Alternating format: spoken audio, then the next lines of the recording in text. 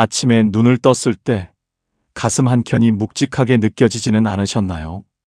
딱히 아픈 것도 아닌데 왠지 모르게 하루가 무겁고 뭔가를 해야 할 것 같으면서도 아무것도 하기 싫은 그 기분. 오늘도 어제와 똑같이 흘러가는 시간 앞에서 이게 내가 바라던 노후였나 싶은 생각이 스쳐가지는 않으셨나요? 그래서 여러분께 조선 최고의 실학자 정약용의 삶과 명언 속에 담겨있는 지혜로 시원하게 답을 드리려 합니다. 행복한 노후를 만드는 진짜 비밀을 천천히 그리고 깊이 있게 풀어드리겠습니다. 정약용은 1762년에 태어났습니다. 조선 후기 세상이 막 변화의 기운을 품기 시작하던 시절이었습니다. 그는 젊은 시절부터 뛰어난 학문으로 정조 임금의 총애를 받으며 조정의 핵심 인물로 활약했습니다. 그런데 그의 나이 40이 되던 해 운명은 갑자기 방향을 틀었습니다. 정치적 풍파에 휘말려 전라도 강진이라는 낯선 땅으로 유배를 떠나게 된 것입니다. 당시 그 땅은 중앙에서 멀리 떨어진 척박한 곳이었고 언제 돌아올 수 있을지 기약도 없었습니다. 가족과 헤어졌고 지위를 잃었으며 사람들의 시선은 싸늘했습니다. 여러분이라면 어떻게 하셨겠습니까? 억울함에 치를 떨며 세월을 보내셨겠습니까? 아니면 체념하고 그저 하루하루 버티며 사셨겠습니까? 정약용은 그 두 가지를 모두 선택하지 않았습니다. 그는 붓을 들었습니다. 유배지에서 그는 500권이 넘는 책을 썼습니다. 조선시대 역사상 전무후무한 저술의 기록입니다. 그것도 형벌처럼 강요된 공부가 아니라 스스로 선택한 집중이었습니다. 그는 그곳에서 목민심서를 썼고 경세유표를 썼으며 흠음신서를 완성했습니다. 이 책들은 지금도 우리나라 행정과 법, 철학의 뿌리가 되는 위대한 문헌으로 남아 있습니다. 도대체 그 힘은 어디서 나왔을까요? 정약용의 가장 유명한 말 중 하나가 있습니다. 하루라도 글을 읽지 않으면 입안에 가시가 돋친다. 이 말을 처음 들었을 때 어떤 느낌이 드셨나요? 혹시 대단하다, 나는 저렇게 못해 하고 그냥 흘려보내셨나요? 그런데 이 말의 진짜 의미를 조금 더 깊이 들여다보면 전혀 다른 울림이 있습니다. 이 문장은 단순히 공부를 열심히 하라는 말이 아닙니다. 이것은 매일 자신을 자라게 하는 무언가가 있어야 한다는 말입니다. 즉, 성장이 멈추는 순간 사람은 안에서부터 시들기 시작한다는 것을 그는 이미 알고 있었던 겁니다. 우리는 종종 나이가 들면 배울 것도 없고 이제 다 살았다는 생각을 은연중에 품기도 합니다. 사회는 어느 순간부터 나이 든 사람을 배움의 대상이 아닌 과거의 사람으로 바라보기도 하지요. 그런 시선이 쌓이다 보면 우리 스스로도 어느새 그 틀 안에 자신을 가두기 시작합니다. 그러나 정약용은 말합니다. 나이가 들어도 배움을 멈추지 말라고. 그것이 마음의 가시가 돋치지 않는 유일한 방법이라고. 여기서 배움이란 반드시 책상에 앉아 공부하는 것만을 의미하지 않습니다. 새로운 것을 알아가는 일, 지금까지 몰랐던 무언가에 호기심을 갖는 것, 누군가의 이야기에 귀를 기울이는 것, 오늘 걸었던 길에서 새로운 풍경을 발견하는 것. 이 모든 것이 바로 정약용이 말한 배움의 범주 안에 들어옵니다. 노후가 지루하고 무기력하게 느껴진다면 가장 먼저 스스로에게 이렇게 물어보십시오. 나는 오늘 새로운 것을 하나라도 알려고 했는가? 이제 두 번째 이야기입니다. 정약용의 또 다른 명언입니다. 작은 일에도 최선을 다하라. 작은 일에 최선을 다하는 것이 큰 일을 이루는 기반이 된다. 이 말은 듣기엔 너무 익숙해서 오히려 그냥 지나치기 쉬운 문장입니다. 그런데 이 말이 특별한 이유가 있습니다. 이 말은 젊은이를 위한 조언이 아니라는 것입니다. 정약용이 이 말을 남긴 것은 그가 유배지에서 늙어가던 시절이었습니다. 이미 큰 공적을 세울 수도 없고 드넓은 무대에 설 수도 없는 상황에서 그가 선택한 것은 눈앞에 아주 작은 일에 온 마음을 다하는 것이었습니다. 오늘 쓰는 이 한 줄의 글에 최선을 다하자. 오늘 만나는 이 한 사람에게 정성을 다하자. 오늘 먹는 이 한 끼 밥을 감사하게 여기자. 이것이 그의 하루였습니다. 그리고 그 작은 최선들이 모여서 결국 500권이라는 경이로운 결과물이 된 것입니다. 행복한 노후를 바라는 많은 분들이 종종 이런 생각을 하십니다. 이 나이에 뭔가를 시작해봤자 뭐가 되겠어? 이미 늦었지 않나? 그 생각은 이해할 수 있습니다. 하지만 그 생각은 지금 당장 버리셔야 합니다.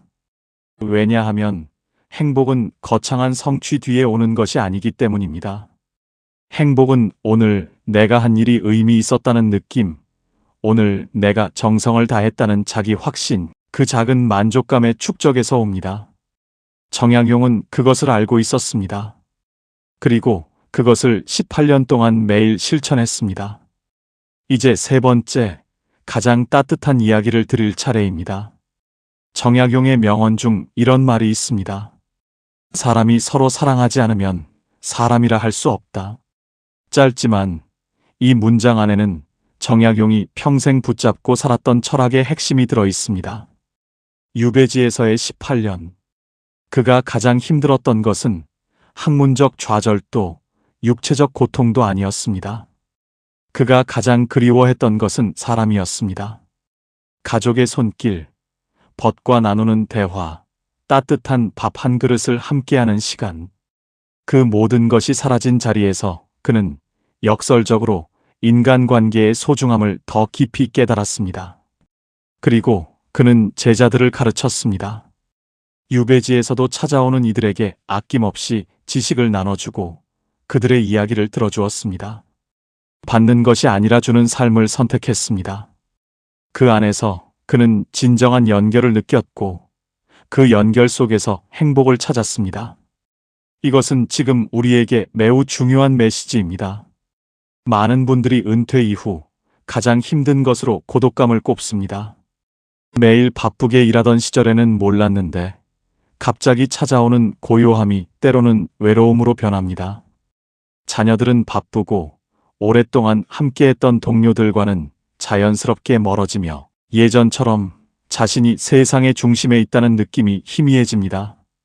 그런데 정약용은 그 상황에서 먼저 손을 내밀었습니다. 행복은 기다리는 것이 아닙니다. 행복은 만들어가는 것입니다. 그리고 그 행복을 만드는 가장 확실한 방법은 내 곁에 있는 사람에게 먼저 따뜻하게 다가가는 것입니다. 오늘 가장 가까운 사람에게, 오늘 처음 만난 이웃에게, 혹은 오랫동안 연락하지 못했던 친구에게 먼저 말을 건네보십시오. 그 작은 용기 하나가 여러분의 노후를 전혀 다른 색깔로 물들이기 시작할 것입니다. 정약용은 이런 말도 남겼습니다.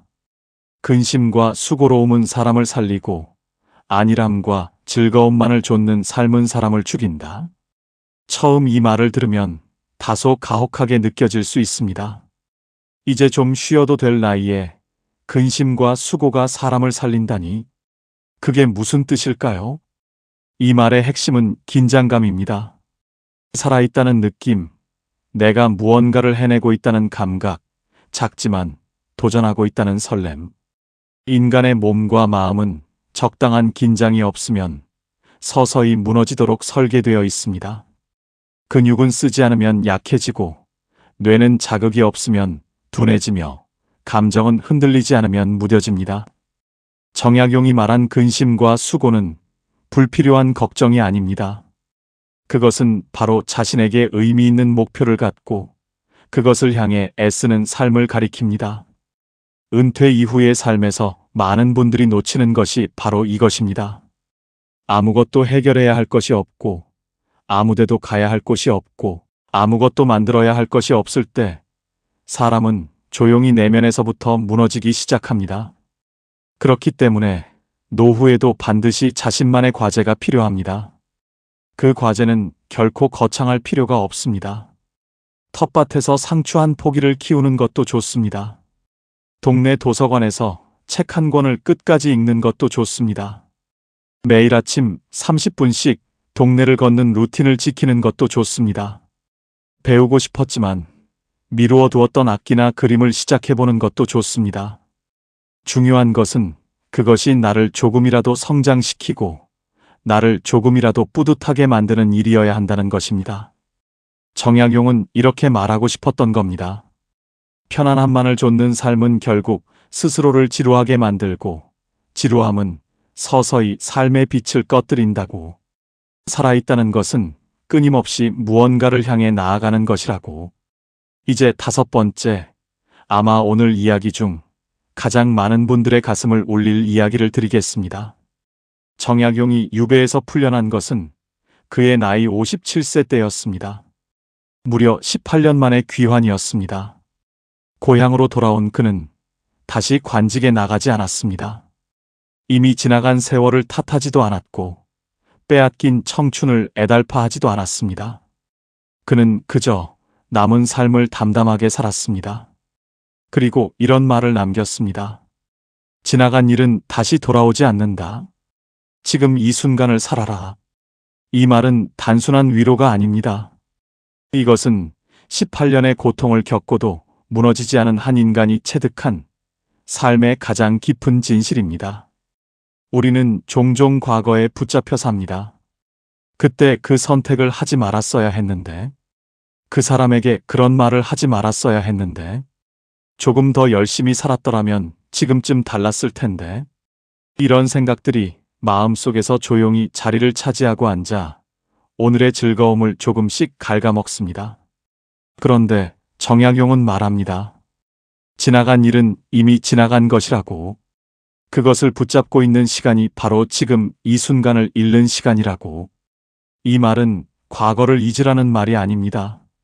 과거는 우리가 겪은 이야기이고 우리를 만들어 온 시간이기에 소중합니다.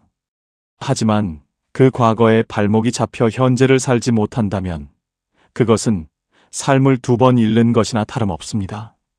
지금 이 순간 여러분 곁에 있는 것들을 한번 바라보십시오. 창밖으로 들어오는 햇살, 오늘 마시는 따뜻한 차 한 잔, 가까이 있는 사람의 숨소리, 지금 이 목소리에 귀를 기울이고 있는 여러분 자신. 이 모든 것이 지금 이 순간에만 존재합니다. 어제는 이미 지나갔고 내일은 아직 오지 않았습니다. 행복은 언제나 지금 이 자리에 있습니다.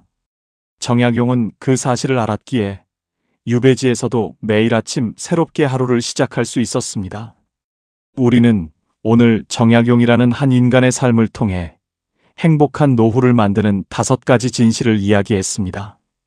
첫째, 배움을 멈추지 마십시오. 매일 새로운 것을 알아가려는 마음이 내면을 살아있게 합니다. 둘째, 작은 일에 최선을 다하십시오.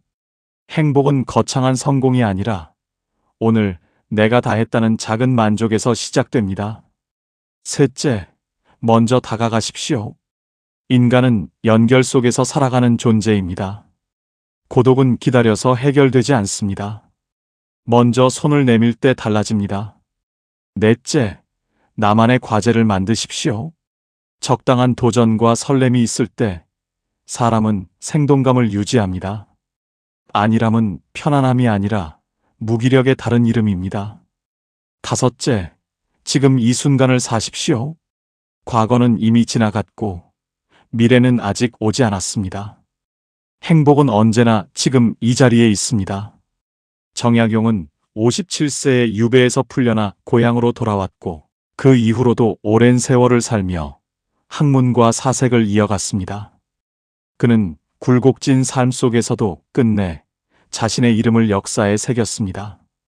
하지만 더 중요한 것은 그가 삶의 마지막 순간까지 오늘 하루를 소중히 여겼다는 사실입니다. 우리에게 주어진 시간도 결코 적지 않습니다. 오늘 이 순간부터 시작하면 됩니다. 어제보다 조금 더 배우고, 어제보다 조금 더 최선을 다하고, 어제보다 조금 더 먼저 손을 내밀고, 어제보다 조금 더 지금 이 순간에 머물러 보십시오. 그것이 쌓이면 어느 날 문득 깨닫게 됩니다. 내 노후가 이렇게 빛나고 있었구나 하고. 정약용의 삶이 오늘 여러분의 하루에 작은 씨앗 하나를 심어주기를 바랍니다. 그 씨앗이 자라 여러분의 남은 날들을 아름답게 꽃 피우기를 진심으로 응원합니다. 오늘도 여기까지 함께 해주셔서 감사합니다. 이 이야기가 좋으셨다면 주변의 소중한 분들과 함께 나눠주십시오. 나눌수록 커지는 것이 바로 행복이니까요.